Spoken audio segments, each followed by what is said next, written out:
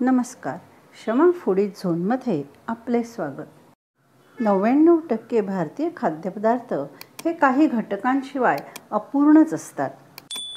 म्हणजे असं म्हणता येईल की प्रत्येक भारतीय खाद्यपदार्थाचा हा जणू काही आत्माच आहे। माझ्या मते हा आत्मा म्हणजे धणे आणि जिरे।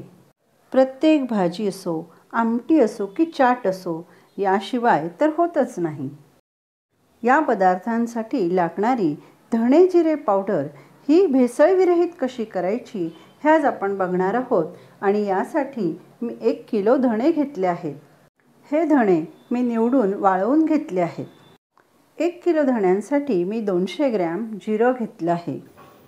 आजकाल मार्केटमध्ये भेसळ असलेली धणा जिरा पूड मिळू शकते आणि त्यामुळे भेसळविरहित घरच्या घरी धणा जिरा पूड वर्षभरासाठी कशी करायची हे आज आपण बघणार आहोत। तर आपल्याला आधी हे धणे भाजून घ्यायचे आहेत। यासाठी मी एक अशी पसरट कढई घेतली आणि यामध्ये मला भाजता येतील एवढे मी धणे टाकून घेत आहे। सुरुवातीला गॅसची आच मोठीच ठेवूयात। एकदा कढई टाकली की गॅसची आच थोडी कमी करायची आहे। मुळात काय माहिती आहे का की धणे जर खमंग भाजले गेले तर धणा जिरा पूड पण खमंगच होईल। सुगंधही चांगला येतो, जेवणाची रंगत वाढते आणि वर्षभर टिकते देखील। याप्रमाणे धणे चुरडून बघावेत आणि ते जर का चांगले चुरडले गेले याचा अर्थ धणे चांगले भाजले गेले आहेत। मात्र धणे करपट होऊ नयेत। धणे करपटल्यास धणा जिरा पुडीची चव देखील बिघडते। धणे भाजायला साधारणपणे 4 ते 5 मिनिट लागतात। 2-3 मिनिटं झाल्यानंतर गॅसची आच ही एकदम कमी करावी। धणे छान भाजून झाले आहेत। आता हे आपण काढून घेणार आहोत। अशाच प्रकारे उरलेले धणे देखील आपल्याला भाजून घ्यायचे आहेत। आता यामध्ये आपण हे 200 ग्रॅम जिरं भाजून घेत आहोत।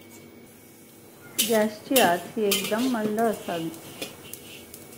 धणे भाजून झाल्यावर लगेचच जिरे देखील भाजून घ्यावे। कढई तापलेलीच असल्यामुळे जिरे मग पटकन भाजून होते।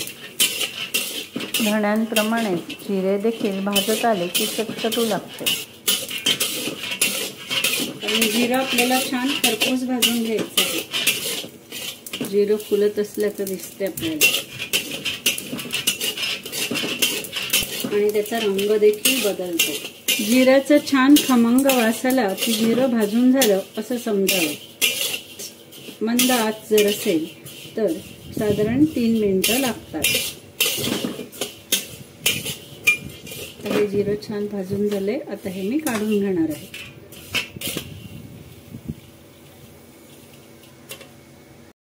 आता हे नीट मिक्स करून घेत आहे। तुम्हाला जर धणे जिरे पूड यापेक्षा स्ट्रॉंग हवी असेल तर तुम्ही यामध्ये थोडं जिरं जास्त घालावं। आमच्याकडे घरघंटी असल्यामुळे मी घरघंटीवरच धणे जिरे दळून घेत आहे। घरघंटीवर दळल्यामुळे एकसारखी धणा जिरा पूड तयार होते। याप्रमाणे मी सगळ्या धण्या जिऱ्याची पूड करून घेतली आहे। हळदीवर दळल्यामुळे सुरुवातीला थोड्या धण्या जिरा पूडमध्ये हळद मिसळली गेली। धणा जिरा पूड एकदम बारीक छान दळलं गेलंय। तुम्ही देखील अशा प्रकारे धणा जिरा पूड घरी करून बघा। धणे जिरे चांगले भाजून घेतले की मिक्सरवर देखील कमी वेळात धणा जिरा पूड उत्तम होते। ही धणे जिरे पूड हवाबंद डब्यामध्ये ठेवावी, ज्यामुळे ती वर्षभर टिकते आणि जाळी देखील धरत नाही।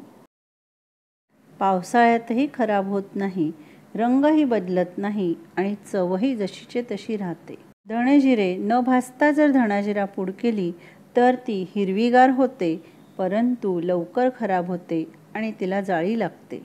मी दाखवल्याप्रमाणे उत्तम दर्जेदार खमंग अशी जर तुम्हाला धणा जिरा पूड करायची असेल तर याप्रमाणे नक्की करून बघा आणि कमेंट बॉक्समध्ये कमेंट करा। व्हिडिओला लाईक करा आणि अशा उत्तम दर्जाच्या धणा जिरे पावडरच्या रेसिपीचा व्हिडिओ तुमचं मित्रमंडळ आणि नातेवाईकांना शेअर करा।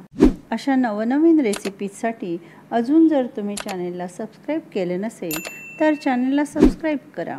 एकही व्हिडिओ मिस होऊ नये आणि सर्वात आधी नोटिफिकेशन मिळावे यासाठी बेल आयकॉनवर क्लिक करा। धन्यवाद।